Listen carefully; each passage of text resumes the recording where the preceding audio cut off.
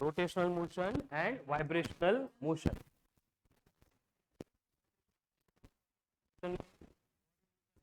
Part again and again, मतलब part repeat होता है.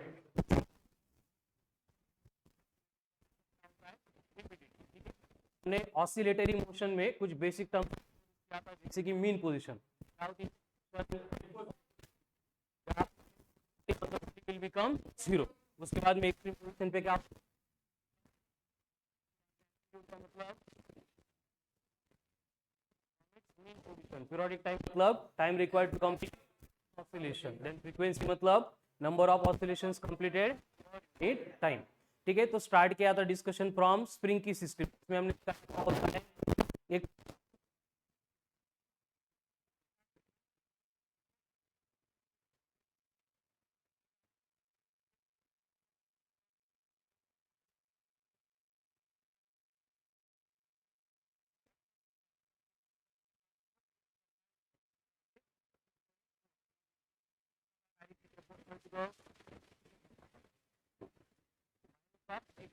लिखा था कि रिक्वेरी फोर्स इक्वल्स टू होता है minus of K into X, जहां के का मतलब होगा स्प्रिंग कांस्टेंट और फोर्स कांस्टेंट, और ये स्प्रिंग कांस्टेंट और force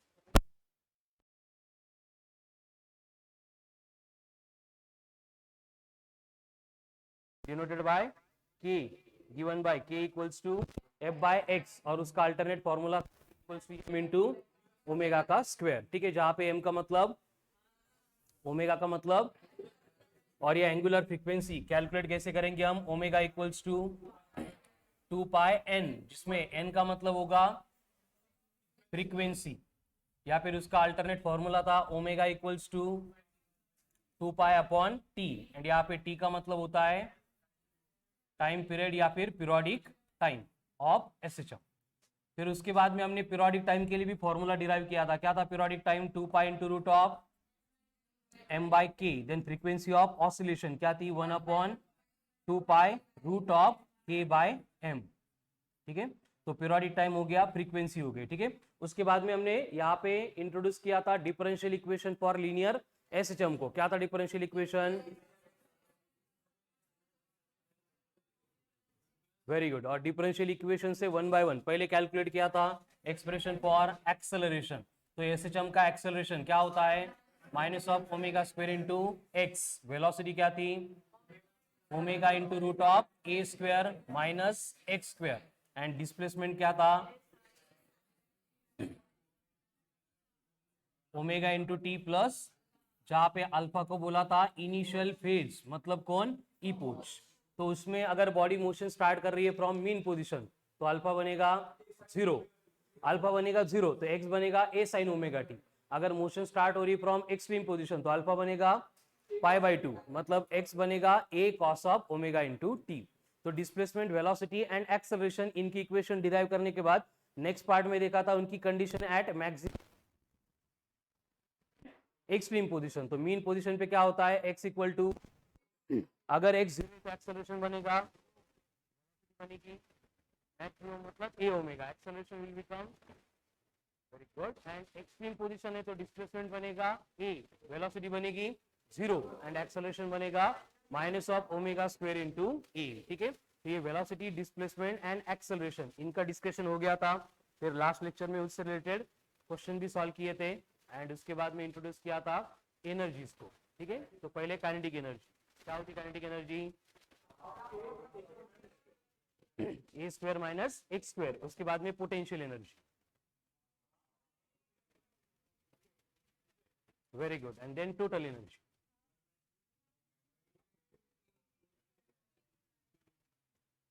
and total energy is potential at extreme position, total energy is kinetic at mean position. ठीक है, तो कल के लेक्चर में जो है एनर्जी छोड़ के पहले के पार्ट के ऊपर क्वेश्चन भी डिस्कस किए थे, उससे रिलेटेड है ना, यस नो, वेरी गुड. ठीक है, now next kinetic energy, total energy and potential. कल का डिस्कशन देखा था, उससे रिलेटेड कुछ क्वेश्चन. पहले देखो काइनेटिक एनर्जी का formula, two M into omega का स्क्वायर इन ब्रैकेट उसके बाद में अगर पोटेंशियल एनर्जी है तो कितनी होगी potential energy into x square, and total energy होगी half of m into omega का स्क्वायर इंटू ए स्क्वायर। ठीक है, जहां पे एम का मतलब किसका मास, बॉडी का जो एसएचएम परफॉर्म कर रही है। ठीक है, ओमेगा मतलब how to calculate angular frequency from periodic time 2 pi by T, and अगर फ्रीक्वेंसी ऑफ ऑसिलेशन चाहिए तो 2 पाई एन। ठीक है, देन एक्स का मतलब डिस्प्लेसमेंट फ्रॉम मीन पोजीशन, ए का मतलब एम्प्लीट्यूड, कुठून पण घेतला amplitude.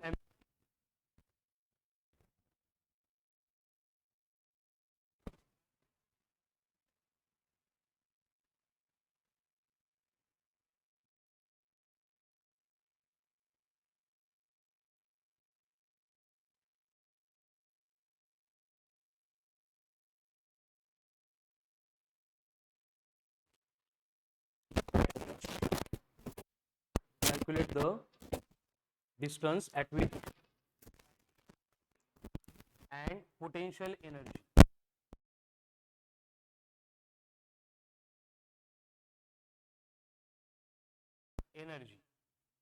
becomes equal, kinetic energy and potential energy becomes equal।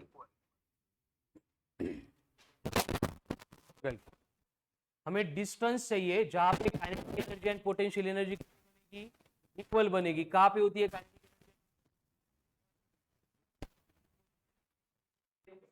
Mean पे भी नहीं, एक्सट्रीम पे भी नहीं, कळालं ना, कारण मीन पे क्या होती है सिर्फ काइनेटिक एनर्जी, एक्सट्रीम पे क्या होता है सिर्फ पोटेंशियल एनर्जी। तो कहां पे करो कैलकुलेट, क्या करना होगा, थिंक अपॉन इट। अपॉन मध्ये काय, kinetic energy upon potential energy, very good, मग करेक्ट आहे, कर। नाही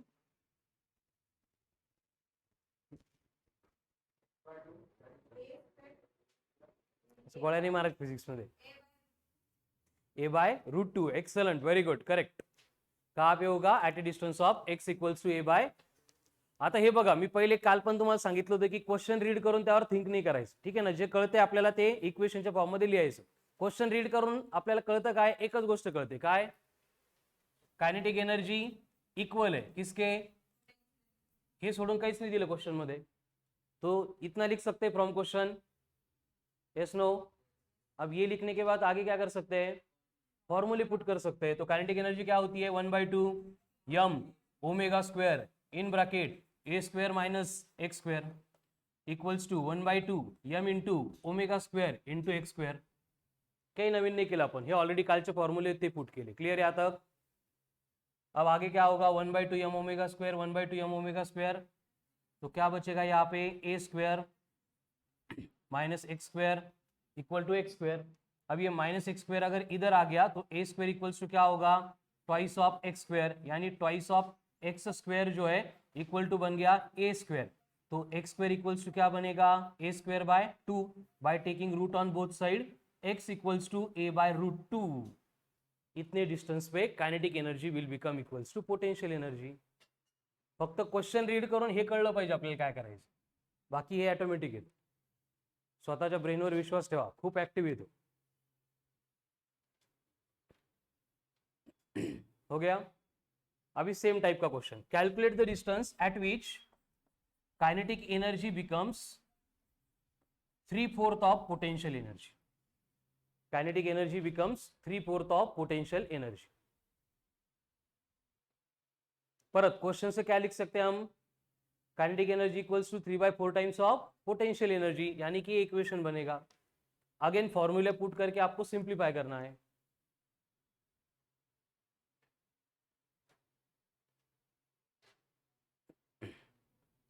आता प्रत्येकाचं करेक्ट आलं पाहिजे आन्सर।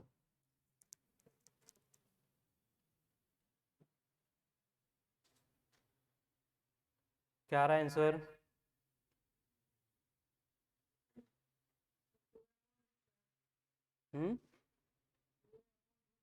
2a upon root 7।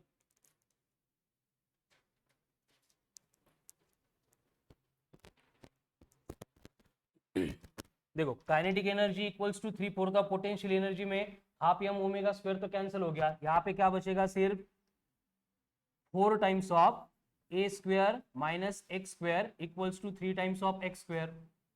और इसको ब्रैकेट के अंदर मल्टीप्लाई करेंगे तो ये बन गया 4a स्क्वायर इक्वल्स टू 4 + 3 मतलब 7x स्क्वायर। हमें x चाहिए था, यानी कि ये x इक्वल्स टू बनेगा 2/√7 टाइम्स ऑफ a। हो गया 2/√7 टाइम्स ऑफ a हो गया। सेम टाइप का question, calculate distance at which kinetic energy double as that of potential energy. असं होऊ शकतं कधी काइनेटिक एनर्जी पोटेंशियल एनर्जी के डबल आहे? Yes no? दिले क्वेश्चन मध्ये म्हणजे होऊ शकतं। करा मग, फिर से वही करना पड़ेगा, काइनेटिक एनर्जी पोटेंशियल एनर्जी के फॉर्मूले पुट करो। क्या होगा उसमें, आप एम ओमेगा स्क्वायर आप कैंसिल हो जाएगा, इक्वल टू 2x स्क्वायर, यानी यहाँ पे x इक्वल्स टू बन गया a/√3। सॉल्व करा, क्रॉस चेक करा, फक्त बोर्डवर जी सोडवतोय आपण ते आ रहा है same. Calculate the distance at which kinetic energy will become 2/5 of potential energy. क्या होगा फिर, अगेन वैल्यूज पुट करेंगे, फॉर्मूला पुट करेंगे, half M omega sir, half M omega square cancel हो जाएगा, यहाँ पे कौन बचेगा 5 times of A square minus x square equals to कौन है 2x स्क्वायर। अब ये 5 इधर जाके 7, यानी x इक्वल्स टू क्या बनेगा a/√7।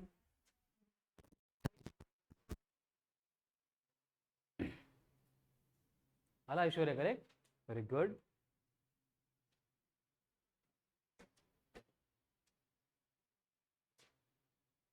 शंतनू इकडे पण आला, तिकडे पण आन्सर देतोय, काय गोळे बघा किती हुशार आहे तू, येत असताना क्वेश्चन सॉल्व करून आंसर देत होता। चलो नेक्स्ट, समझ में आ गया? अभी काइनेटिक एनर्जी पोटेंशियल एनर्जी में रिलेशन देंगे तो इस तरह से हम डिस्टेंस कैलकुलेट करेंगे। 5 + 2 7,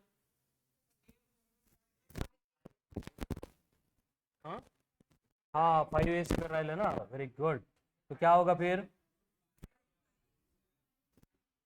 देखो क्या होगा 5a square equals to 7x square, तो x इक्वल्स टू बनेगा √5/7 times of a। Very good. Next, calculate the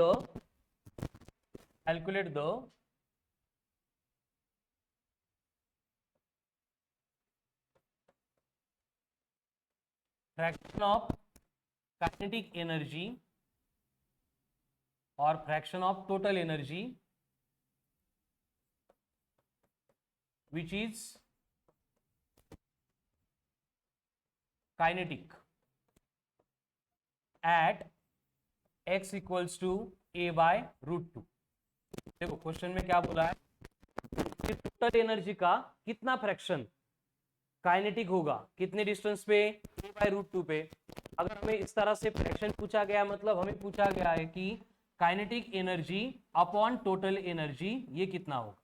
hey क्वेश्चनचं he first step important असते, फक्त हे क्लिक झालं की बाकी सगळं सोपं आहे।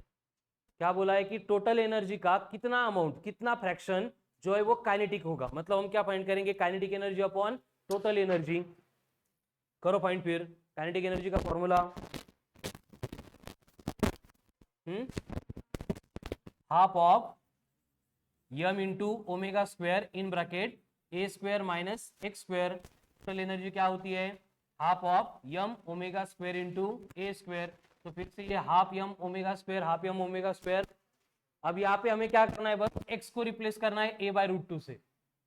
तो क्या बनेगा इक्वेशन, देखो a स्क्वायर माइनस a/√2 का स्क्वायर, a/√2 है उसका स्क्वायर कर रहे हैं, मतलब क्या होगा a स्क्वायर बाय 2 होगा। तो ये बनेगा a square minus a square by 2 upon a square.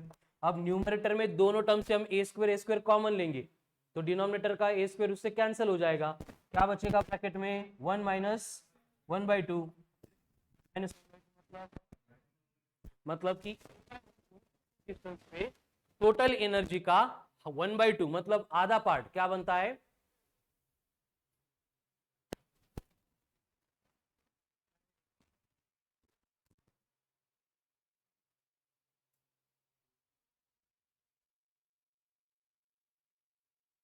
Next same condition है, अभी बोला है कि calculate the fraction of total energy which is potential, fraction of total energy which is potential at a distance of x equals to a/√2। अब कौन है, potential है, तो फिर से हम क्या करेंगे, रेशो लेंगे, रेशो में 1/2 m omega square 1/2 m omega square cancel, तो न्यूमरेटर में क्या बचेगा a स्क्वायर माइनस, नहीं पोटेंशियल एनर्जी मतलब क्या होगा, सिर्फ एक्स स्क्वायर डिवाइडेड बाय क्या होगा, ए स्क्वायर, बट एक्स को बोला है a/√2, तो a/√2 का स्क्वायर, तो ये बन गया a square by 2 upon A square, A square A square cut, तो इसका मतलब हाफ, असं का झालं, क्योंकि अगर हाफ काइनेटिक एनर्जी है तो रिमेनिंग हाफ कौन होगा, पोटेंशियल एनर्जी होगी। अब कोई भी डिस्टेंस देंगे हमें सेम प्रोसेस रिपीट करनी है, write down, calculate the fraction of total energy which is potential at a distance of x equal to 3/4 1:4। Question तोच आहे, calculate the fraction of total energy which is at a distance of a/2, तो क्या करना पड़ेगा हमें, potential energy upon total energy, तो उसमें 1/2 m omega square upon 1/2 m omega square cancel, क्या बचा बस X square upon A square, 2 है उसका स्क्वायर क्या होगा, ए स्क्वायर बाय 4 अपॉन बनेगा A square, A square A square cut होके क्या बचा, मतलब 1/4 ऑफ पोटेंशियल बन चुकी है कितने डिस्टेंस पे, हाफ ऑफ द एम्पलीट्यूड।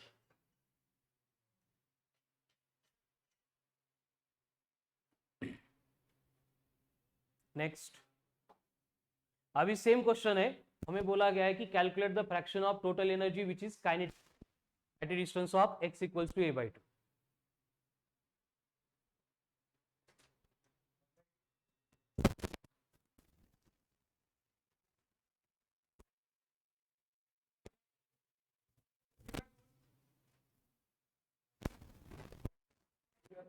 अभी किसका निकाल,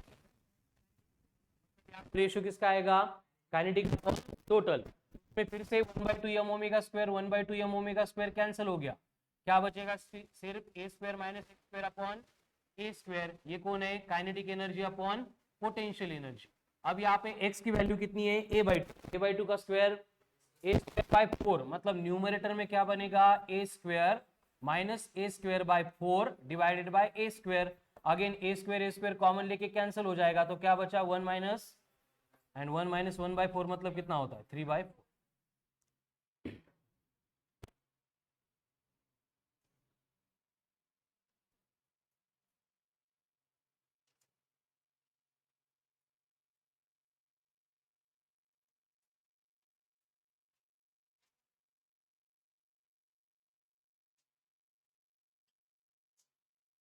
तो एनर्जी रिलेटेड यही टाइप के क्वेश्चंस इंपॉर्टेंट होते हैं, ठीक है, एंड बाकी बेसिक क्वेश्चन जो है सब डेटा दिया जाएगा, तो वो तो एकदम सिंपल है, जैसे कि write down calculate the kinetic energy and potential energy of the body performing SHM with periodic time pi second, with periodic time second and amplitude 10 centimeter, having mass 10 gram, having mass 10 gram,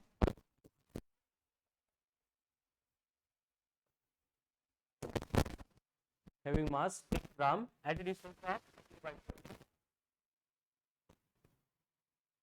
म्हणजे इथे काही डोकं वापरायचं नाही, सरळ सरळ formula आहे, त्यामध्ये व्हॅल्यू दिले तर पुट करायची, जैसे कि काइनेटिक एनर्जी कैलकुलेट करेंगे, काइनेटिक एनर्जी का फॉर्मूला क्या होता है, 1/2 into Yama into omega square in bracket A square minus x square, क्या है वो पुट, चलो 1/2 इंटू मास कितना है 10 ग्राम है, इसको अगर केजी में कन्वर्ट करेंगे तो क्या करना होगा 10 इंटू 10 की पावर -3 करनी होगी, मतलब ये बनेगा 10 की पावर -2 kg, तो ये आ गया 10 की पावर माइनस ओमेगा का स्क्वायर ई पाई दिया है तो ओमेगा कितना बना 2 पाई अपॉन पाई म्हणजे 2 का स्क्वायर 4, अब ब्रैकेट में ए का स्क्वायर है 100, एक्स का स्क्वायर कर रहे हैं, एक्स कितना है a/4, a/4 मतलब 10/4, ए अगर 10 है तो a/4 मतलब 10/4, 10/4 मतलब 5/2, 5/2 का स्क्वायर मतलब 25/4, एंड ये सेंटीमीटर में था, मीटर में कन्वर्ट करने के लिए -2 करेंगे उसका स्क्वायर -4, हील पुट था क्या होगा, ये 2 कट हो जाएगा, यहाँ पे 2 आएगा, ठीक है, फिर क्या बना 10 की पावर -2 -4 मल्टीप्लाई किया तो कितना आएगा ये 800 -25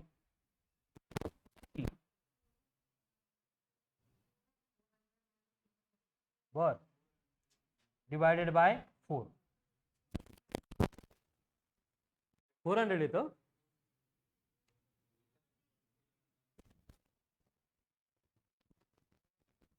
तो डाउट आला होता, म्हणलं असं कसं झालं, शाळा तर चांगली होती आमची, ये 2 को अंदर मल्टीप्लाई किया तो 200 इंटू 4 800, 25 इंटू 2 50 अपॉन कितना है 4, तो 800 माइनस 50 750, वेरी गुड, 750 अपॉन 4, एवढं मोठं नाही येते ना, किती 750 बाय 4 187 पॉइंट, मतलब kinetic energy will be equals to 187.5 into 10 की पावर -6 जूल, ये होगी काइनेटिक एनर्जी। अभी सेम प्रोसेस फॉलो करके पोटेंशियल एनर्जी कैलकुलेट करनी है, क्या होगी पोटेंशियल एनर्जी,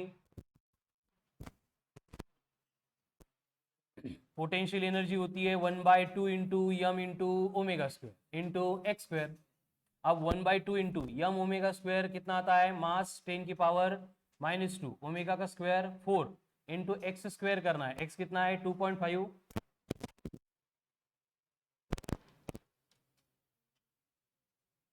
एक्स कितना है 3/4, a/4 ना म्हणजे 2.5, उसका स्क्वायर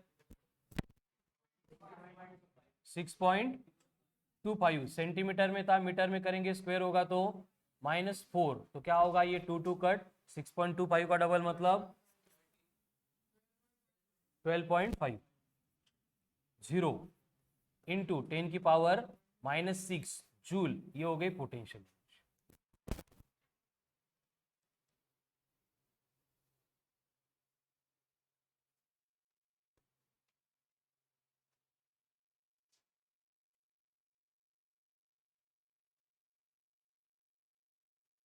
हेलो, नेक्स्ट,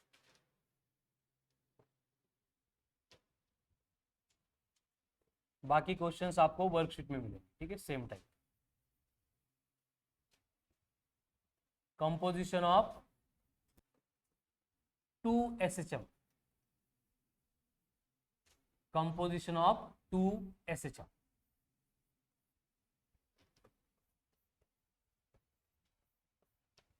अब ये कंपोजिशन ऑफ 2 SHM, इसका मतलब क्या है, SHM मतलब सिंपल हार्मोनिक मोशन, अभी कंपोजिशन ऑफ 2 SHM मतलब एक ही प्लेस पे, एक ही इंस्टेंट पे, एक की जगह पे दो SHM परफॉर्म हो, समझ में आ रहा है ना, मतलब स्प्रिंग सिस्टम हमने देखी थी, तो एक पाथ के अलोंग एक स्प्रिंग की जगह पे दो स्प्रिंग अगर मूव हो रहे तो वो क्या करेंगे कंपोजिशन ऑफ 2 SHM फॉर्म करेंगे, बट उसके प्रैक्टिकल एप्लीकेशन हमें वेव्स में मिलते हैं, कहाँ पे, जैसे कि फॉर एग्जांपल लाइट वेव होता है, तो लाइट में एक फिनोमिनन है that is interference of light, और ये इंटरफेरेंस में क्या होता है, उसके सारे इक्वेशंस हमें इसी कंसेप्ट के अकॉर्डिंग मिलेंगे, मतलब यहाँ पे जो हम डेरिवेशन एंड फॉर्मूला डिराइव करेंगे ये आगे हमें 3 to 4 टॉपिक में फिर से रिपीटेडली यूज करना है, वहां पे मैं डिराइव करके नहीं दूंगा, ठीक है ना, इतना समझाऊं गया, वहां पे हम डायरेक्ट फॉर्मूला लिखेंगे कैसे। अब इंटरफेरेंस मतलब क्या होता है, इंटरफेरेंस ऑफ लाइट मतलब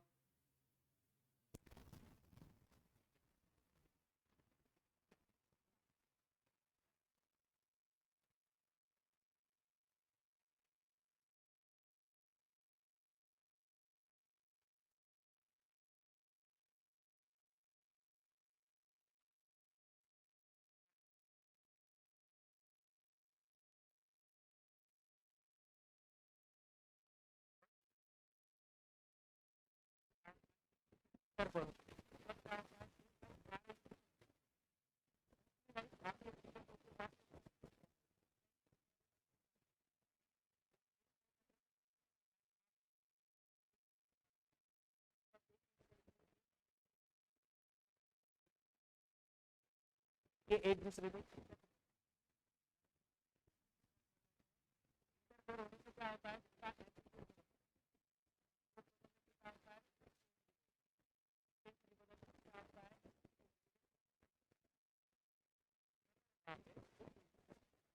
कलर नहीं है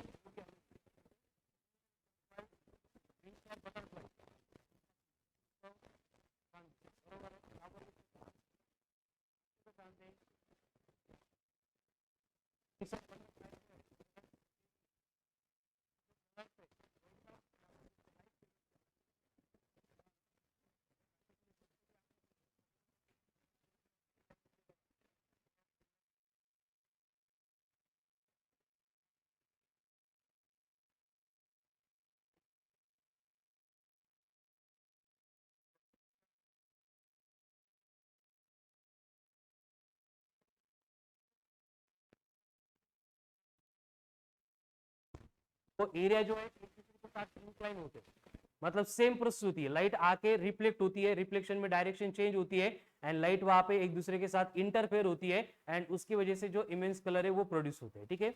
या फिर सेम एग्जांपल, पाण्यात ऑइल टाकलं ऊपर लाइट अगर मतलब इंसिडेंट करते तो क्या होगा,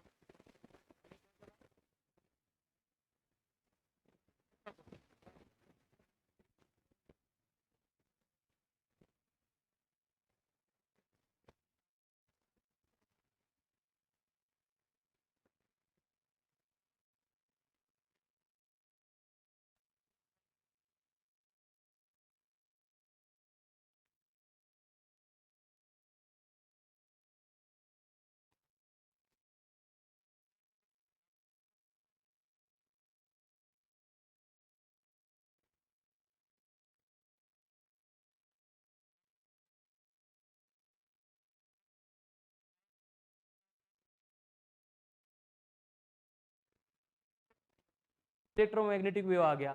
तो ये इलेक्ट्रोमैग्नेटिक वेव पाथ में एक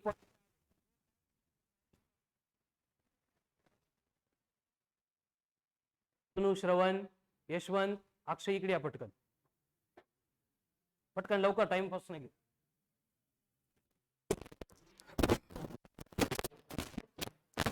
इकडे येत नाही तेल येतं आवाज लाईन करा, लाईन आडवी लाईन मध्ये, माझ्याकडे नाही, तिकडे बघा,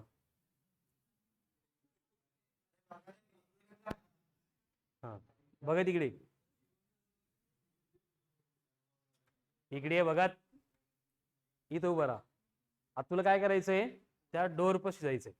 आता काय करणार, अक्षयला राईटला, श्रवणला लेफ्टला, परत शंतनूला राईटला, यशवंतला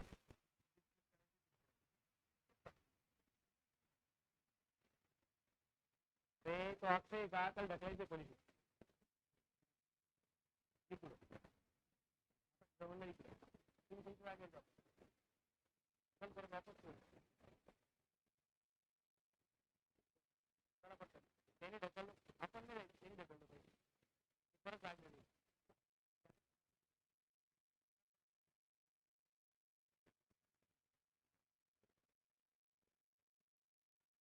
बाळांनो, असे कसे पार्टिकल्स आहे तुम्ही, ये होता है वेव का प्रोपागेशन, कहते का मतलब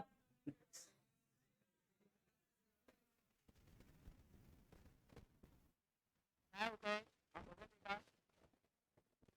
आप भगत है का, ये एनर्जी क्या है भगत, मतलब ये कौन है, पार्टिकल्स ऑफ द मीडियम, क्या ये चारों पार्टिकल्स ऑफ द, तो वेव के फॉर्म में जब एनर्जी प्रोपागेट होती है तो एनर्जी यही काम करती है, रास्ते में जो पार्टिकल आ गया उसको डिस्प्लेस कर देती है, एनर्जी आगे आती है। लेकिन ये इलास्टिक टुवर्ड्स मीडियम होती है, इसलिए जो पार्टिकल डिस्प्लेस हुआ था वो अगेन अपने पोजीशन पे वापस आता, फिर एनर्जी आगे चली गई, फिर दूसरा पार्टिकल आ गया, उसको डिस्प्लेस किया जाता है, समझ में आ रहा है ना। और इस वजह से एनर्जी आगे चली जाती है एंड ये जो पार्टिकल्स ऑफ द मीडियम है, जैसा अक्षय एकाच पाथवर रिपीटेडली इकडे तिकडे होत होता, श्रवण पण तिथंच इकडे तिकडे होत होता, मतलब पार्टिकल्स ऑफ द मीडियम क्या करते हैं, एसएचएम परफॉर्म करते. कळलं? Sit down. अब खून जब हम लगा रहे थे तो वही होता है, एक वेव इकडने येतोय, एक वेव इकडने येतोय. जो पार्टिकल्स ऑफ द मीडियम था इसने डिस्प्लेस किया और ये आगे जा रहा था, उसी टाइम पे ये भी आ गया और उसको डिस्प्लेस कर दिया and at the same time एक पॉइंट के ऊपर आ गए. बट इथं आल्यानंतर हे रस्ता विसरून जातात. याला इकडे जायचं असतं, याला इकडे जायचं असतं, बट इथं त्यांना काही कळतच नाही. मग हा काय करतो, इकडे जातो किंवा इकडे येतो, आणि हा ज्याला इकडे जायचं होतं तो इकडे घुसतो. का आपण फोन इकडे लावत होतो, इलेक्ट्रोमॅग्नेटिक वेव्ह चालला तिकडे, बट त्याचा इलेक्ट्रोमॅग्नेटिक वेव्ह आपल्याला येत नाही, तो कुठे चाललाय, दुसरीकडेच चाललाय. ठीक है, होता था. उसके बाद में थोड़ा सा में चेंजेस किए, कैसे किए मध्ये बघू आपण. ठीक है ना. और अभी ये जो इफेक्ट है वो कम हो. इंटर करते मग तो वो इंटरफेरेंस में क्या होता है, टू. अब ये कंपोजिशन ऑफ टू एसिटम इससे रिलेटेड बस इक्वेशंस पढ़ने, ऑप्टिक्स में एंड वेव्स में होता है. सेम का कोई भी म्यूजिकल इंस्ट्रूमेंट से, म्यूजिकल इंस्ट्रूमेंट को देखो क्या एक्टिव फ्लूट सोबत, हाँ बासरी, फ्लूट सोबत जर हार्मोनियम पेटी है ना, फक्त फ्लूट भारी वाटते का फ्लूट सोबत हार्मोनियम भारी वाटतं, फ्लूट सोबत हार्मोनियम भारी वाटतं, बरोबर. आणि त्यासोबत जर मृदंग असेल तर अजून मजा येते, बरोबर. आणि जर त्याच्यासोबत 3-4 जण टाळ वाजवत असतील तर भजन चालू होतं, बरोबर आहे की नाही. ऐकतच राहा वाटतं असं भजन असतं, बरोबर. बट फक्त त्यांनी म्युझिक वाजवत असेल, अभंग म्हणत असेल तर महेश काळे माहितीये का, नाही माहिती का, जसं नाही माहित कन्सिडर करा चांगला सिंगर आहे. ठीक आहे ना. तुम्हाला मग कोण, हनी सिंग, बादशाह, कोण अजय अतुल, ठीक आहे, जे काही कन्सिडर करायचे ते कन्सिडर करा, बट हे समजायला थोडं सोपं आहे. मग हे सगळं जर कॉम्बिनेशन असेल तर ऐकायला खूप भारी वाटतं, बरोबर. किंवा कुठला पण एखादा मूवीचं सॉन्ग घ्या, बरोबर आहे, किंवा कुठला पण ते हॉलिवूडचे बँड वगैरे असतात, येण्यासारखे 2-4 इन्स्ट्रुमेंट वाजवत असतात. अरे ते बीटीएसचं नाव नको घेऊ बाळा, परत 2-4 जणांचे स्टेटस असतात. तर ठीक है, तर इस तरह से जो कंडीशन होती है, शुभम गड़बड़ नहीं कराई तो होता म्यूजिकल इंस्ट्रूमेंट क्या कर रहे हैं, साउंड प्रोड्यूस कर रहे हैं, फिर से एक पॉइंट पे आके एक दूसरे के साथ क्या कर रहा है, इंटरफेयर कर रहा है, और उस इंटरफेरेंस की वजह से जो साउंड नोट प्रोड्यूस होते हैं they are produced which is of different amplitude, different frequency.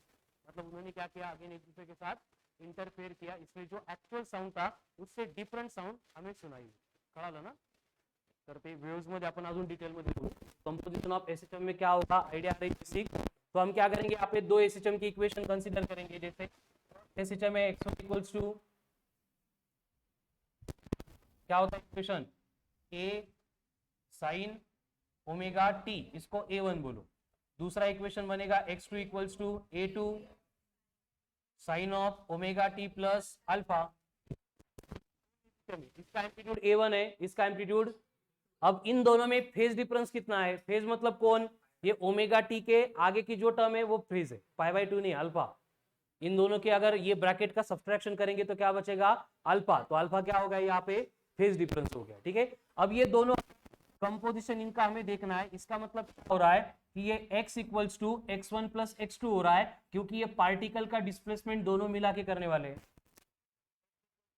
Plus x2 में रिजल्टेंट डिस्प्लेसमेंट, x1 का मतलब displacement due to first system, x2 का मतलब, कळलं इथपर्यंत. अभी आप जो इनकी वैल्यूज थी उनको पुट करनी है. ठीक है. तो x इक्वल्स टू x1 मतलब क्या है, a1 sine omega t plus x2 मतलब कौन है, a2 sine of omega t plus alpha. Clear है यहाँ तक, कळलं का. काय केलं आपण, फक्त गिवन इक्वेशंस ते पुट कर दिए. Sine of omega T plus alpha आ गया, मतलब ये कौन है, sine of A plus B, sine A, sine A cos B plus cos A sine B. असे बघू नका, हे 9-10 ला सगळ्यांनाच होतं, त्यांचं काय ते. ठीक है. तो sign A cos B plus cos ए के अकॉर्डिंग पर यहाँ पे पुट करेंगे तो क्या होगा, देखो ये a1 साइन ओमेगा टी ये चेंज नहीं होगा, it will remain same, plus अब ये A2 as it is, bracket में कौन है, sine of omega T plus alpha, यहाँ पे A का मतलब ओमेगा टी, B का मतलब तर सांगा एक्सपेंशन काय येईल, sign omega t cos alpha cos omega T into, clear है।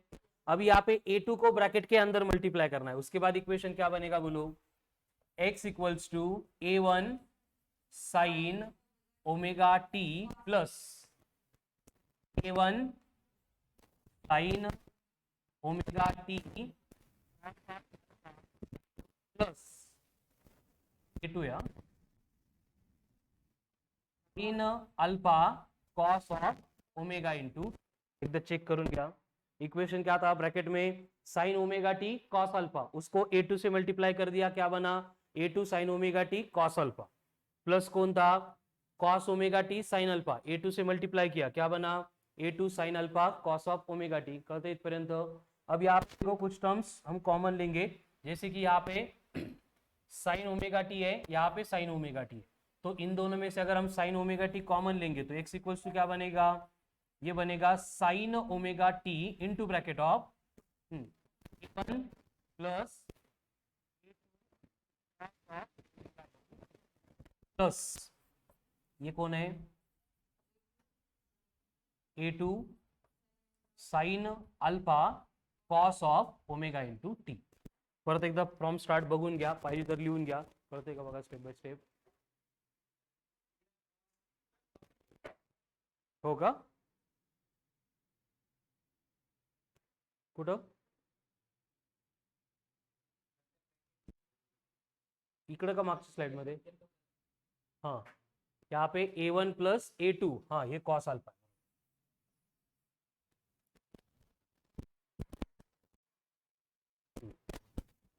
बघून लिहू नका, स्टेप बाय स्टेप न बघता लिहा।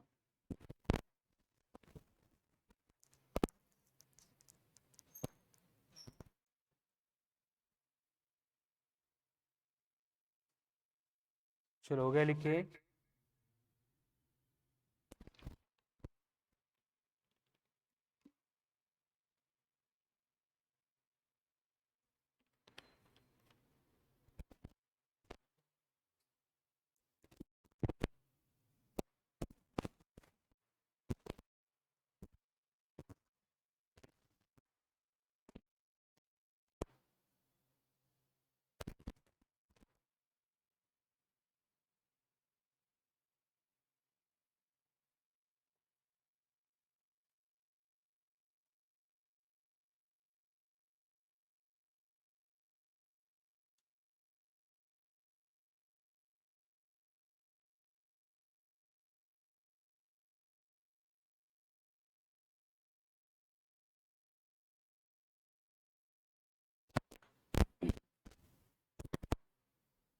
चलो आगे।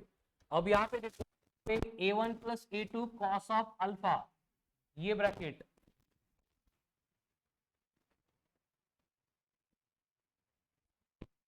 करेंगे by A cos of alpha से, या फिर A1 कॉस ऑफ अल्फा, उसी तरह से यहाँ पे A2 एंड ये साइन अल्फा, ये दोनों भी सॉरी अल्फा नहीं याला फाय म्हणा, एंड ये बनेगा A2 साइन फाय, काय केलं आपण फक्त कॉन्स्टंटला रिप्लेस वेरिएबल्स, ठीक है, उससे क्या आपका देखो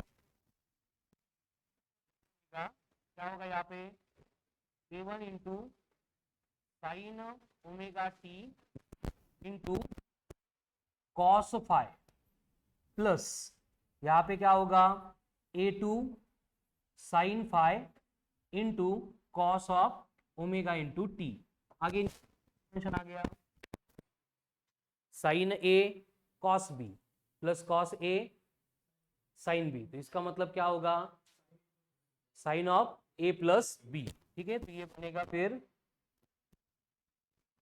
ये R into sine of omega T plus phi. अब यहाँ पे आर जो हम लेके आ गए ये न्यू टर्म है, आर मतलब क्या है ये A1 A2 दोनों अलग थे ना, तो उसको कॉमन नहीं ले सकते थे, इसलिए मैंने R लिया। R को बोला जाता है रिजल्टेंट एम्पलीट्यूड। क्या होता है R मतलब? Resultant amplitude.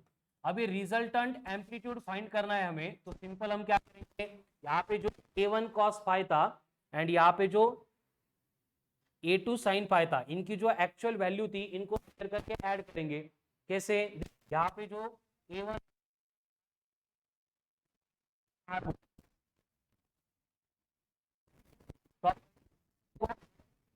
रिजल्टेंट एम, अब यहाँ पे क्या था, ये ब्रैकेट है ना, A1 plus A2 cos of alpha था एंड हमने R sin phi, इसको क्या बोला था,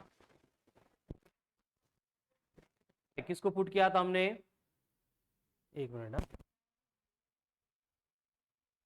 ये A2 ही था यहाँ पे। हाँ, ये A2 साइन अल्फा, इसको हमने क्या बोला था, R साइन फाइव बोला था। ठीक है, साइन फाइव इक्वल्स टू कौन होगा, A2 into sine of alpha कर देगा। कोणाला कळालं, काय नाही कळालं बाळा? हा, पहिले लिहिलो तिथपर्यंत कळालं। त्याच्यामध्ये आपण काय केलं, फक्त हा जो ब्रॅकेट होता की नाही, या ब्रॅकेटला आपण म्हटलो R cos phi, काय म्हटलो आपण, एंड यहाँ पे जो ये A2 साइन अल्फा था, इसको हमने बोला R साइन फाय। कळलं, हेच म्हटलोय आपण। आता हे पुट केल्यानंतर आपल्याला हे इक्वेशन्स मिळाले आणि त्याच्यानंतर आपण काय केलं, फक्त साइन ए कॉस बी, अरे साइन ये ओमेगा इंटू टी एंड यहाँ पे क्या था, कॉस अल्फा कॉस फाइ, तो sign A cos B plus cos A sine B, इसको क्या ए प्लस बी, पहले फॉर्मूला यूज किया होता तो अगेन रिपीट यूज किया। ठीक है, उसके बाद में हमें कैलकुलेट करना है रिजल्टेंट एम्पलीट्यूड, और रिजल्टेंट एम्पलीट्यूड के लिए हमने क्या किया, फिर से ये जो R cos phi था, इसकी जो वैल्यू है, क्या वैल्यू है, A1 plus A2 cos of alpha, वही लिख दिया वहां पे।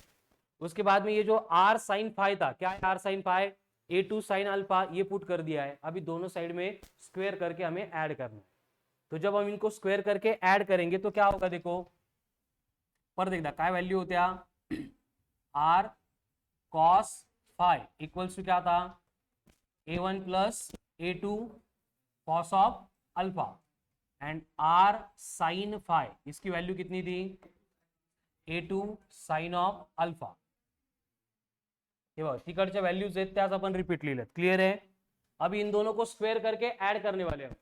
जब स्क्वायर करके ऐड करेंगे तो R cos phi, इसका स्क्वायर क्या होगा, R square cos square phi equals to, इसका स्क्वायर क्या होगा, या फिर हम ऐड कर रहे हैं तो दोनों के एडिशन एक साइड में कर लेते, इसका स्क्वायर क्या होगा, R square sine square phi equals to, अब इसका स्क्वायर क्या होगा, A1 plus A2 cos of alpha, इसका square plus A2 sine of alpha, इसका क्या करना है, स्क्वायर कर।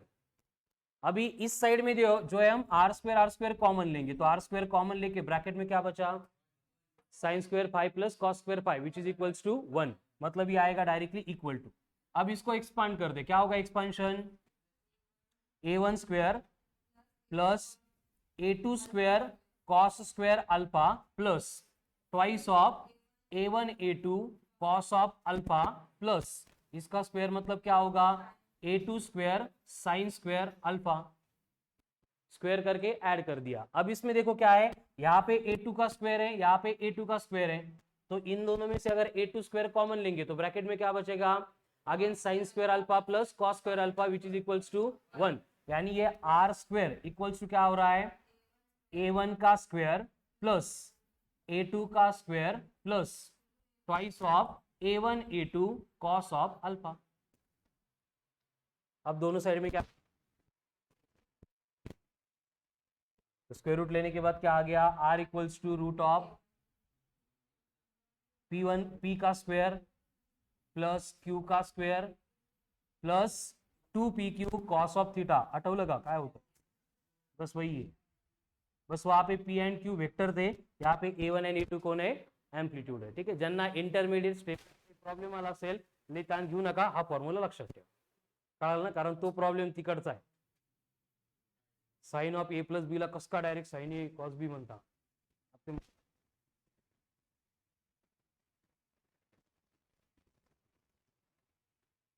तो R resultant A one square plus A two square plus 2a1 a2 cos of alpha. a1 का मतलब फर्स्ट एसएचएम का एम्पलीट्यूड, a2 का मतलब एम्पलीट्यूड. ठीक है, तो मंडे की जो टेस्ट है वो सिर्फ किसके ऊपर रहेगी, ऑसिलेशन. तो जिसमें क्वेश्चंस आएंगे तो ये रिजल्टेंट एम्पलीट्यूड तक सारे क्वेश्चंस इंक्लूडेड है. कळालं ना, जिसकी वर्कशीट आपको कल मिलेगी. हो, मला वाटलं डायरेक्ट ट्यूजडे झाला, मग त्याच्यानंतर मंडे येईल. कधी कधी चेंज कधी झाला बेटा पॅटर्न हा.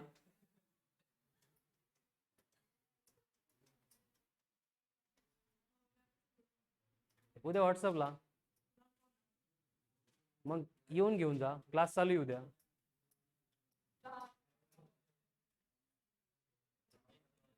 चलो हो गया लिख के.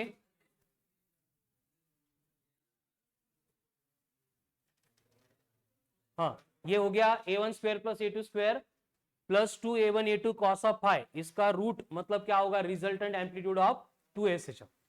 अब आगे देखो, इसके बाद में हमें नेक्स्ट पॉइंट देखना है, रिजल्टेंट फेज. अरे लिहिता का काय करता तुम्ही, कॅन्सल आता याच्या marks. Write down next point. बोल बेटा स्वप्नील, बोल ना. लिहायचंय का, कुठली स्लाइड बेटा, ही का, ही का, याच्यानंतर का. हा घ्या लिहून.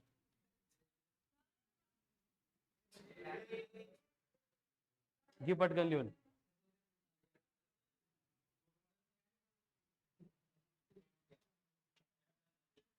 स्कॅनला 2 दिवस लागतात आजकाल.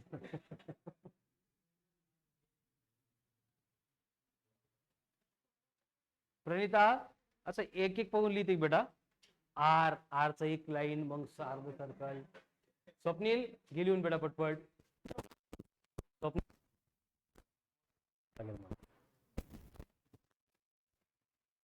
चलो next, resultant phase. Resultant phase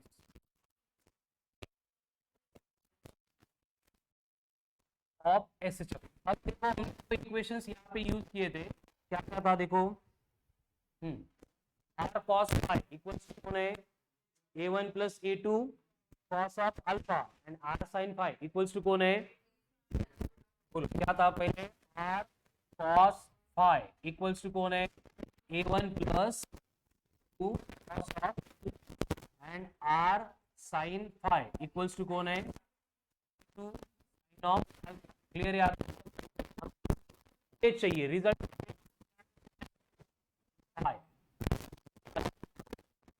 initial phase difference, सुरुवातीला जे होते थे. ठीक है, फाई मतलब लास्ट में मिल रहा है वो रिजल्टेंट फेज. ये फाइंड, इन दोनों इक्वेशन को डिवाइड करेंगे तो R sine phi upon cos R cos बचेगा tan of phi equals to a2 sine alpha upon a1 plus a2 cos of theta upon a plus B cos of theta. आठवलं का, same मतलब vector में जो resultant vector का formula था, resultant angle का formula था, वही फॉर्म्युला यहाँ पे ऍप्लिकेबल आहे. पण हे वेक्टरचे नाही, हे कशाचे, एसएचएम.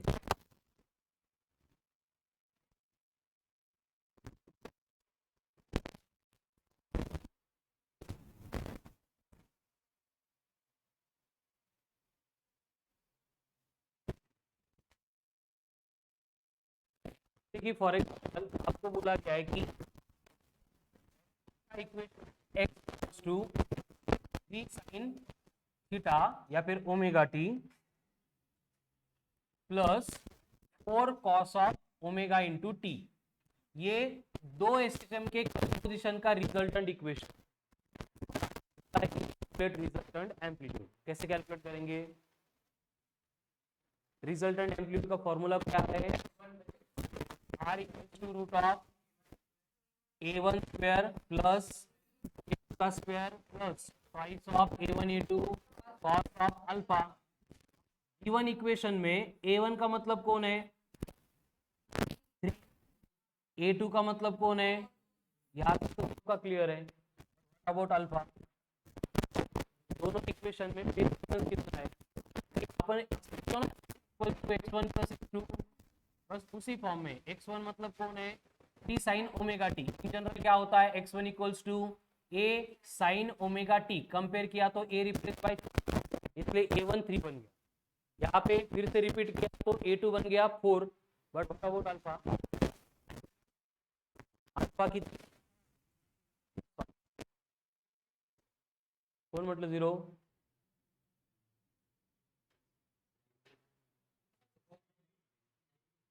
नाइन्टी कोण म्हटलं 90, कोण म्हटलं 90, कस काय इन 60, आज ते काय गोळ्या जो अंदाज गोळ्या मारायचे प्रश्न का तो, 90 करेक्ट है बेटा। देखो यहाँ पे साइन थीटा है, यहाँ पे कॉस थीटा है, तो इस कॉस थीटा को अगर साइन थीटा लिखना है तो क्या करना पड़ेगा, omega T plus pi by 2 करना पड़ेगा ना। इसका मतलब यहाँ पे एक्चुअल में अल्फा कितना है, 90 डिग्री है, तो रिजल्टेंट एम्पलीट्यूड कितना बनेगा, 0, बाजार आहे नुसता। 3 स्क्वेअर प्लस 4 स्क्वेअर हे झाले 25 प्लस कॉस 90 0 आहे, everything will become 0, root of 25, बस एवढंच असतं अँगलचं।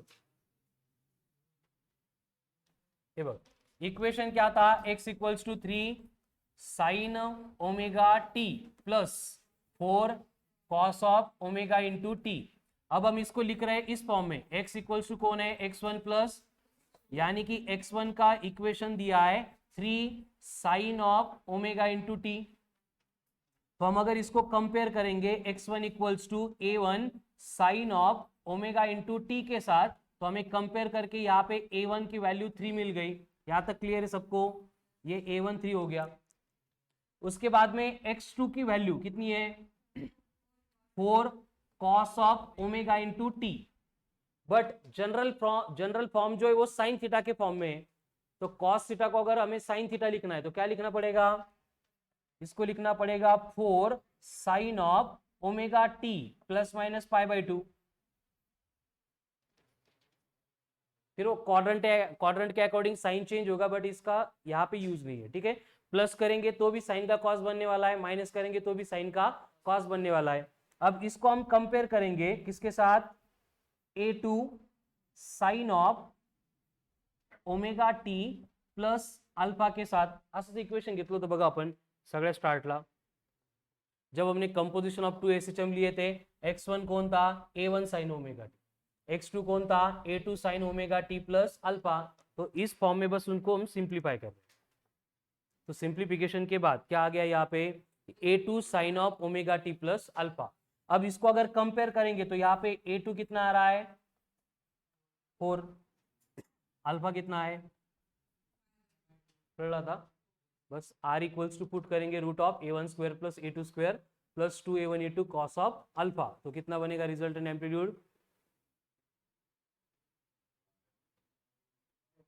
5। चलो नेक्स्ट, आपको बोला है कि x equals to 3 sine omega T plus 4 sine omega T plus pi by 4, calculate resultant amplitude. फिर से फॉर्मूला कौन सा होगा, r equals to root of a1 का स्क्वायर प्लस a2 का square plus twice of a1 a2 cos of alpha. Compare करके a1 कितना आ रहा है 3, a2 कितना है 4, अल्फा कितना है पाई बाय 4। आता इथं सरळ सरळ दिसतं, इथं काही कन्फ्युजन होत नाही, बट अगर कॉस के फॉर्म में दिया तो डायरेक्ट 90 लेना है, ठीक है। नाउ पुट द वैल्यूज, सगळं बाकी राहू दे, पण आता हे सोडव पहिले।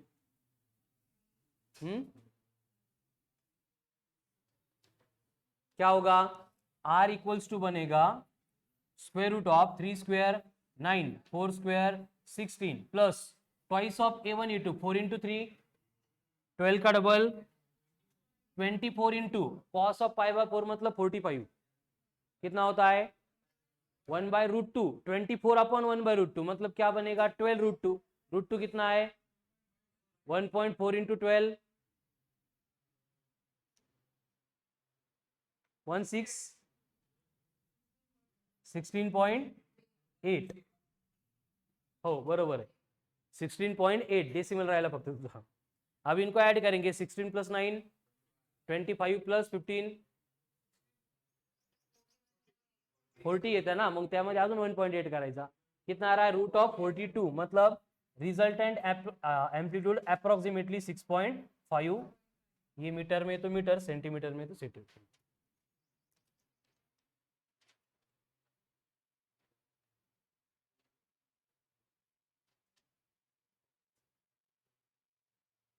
So this is all about composition of 2 SHM ठीक है देखो मंडे का पेपर रहेगा उसमें ऑसिलेशन का स्टार्ट से लेके पूरा पार्ट इंक्लूडेड होगा ठीक है अभी जाते टाइम आज भी कल के जैसे एक वर्कशीट मिलेगी काल आणि आज 2 worksheet plus from module concept application 1 2 3 solve example नहीं बोल रहा हूं मैं कंसेप्ट एप्लीकेशन 1 2 3 जो है उसके सिमिलर क्वेश्चन टेस्ट में रहेंगे मतलब टेस्ट के लिए प्रिपेयर करना है तो आपको क्या करना पड़ेगा बस सबसे पहले थ्योरेटिकल पार्ट प्रिपेयर करना है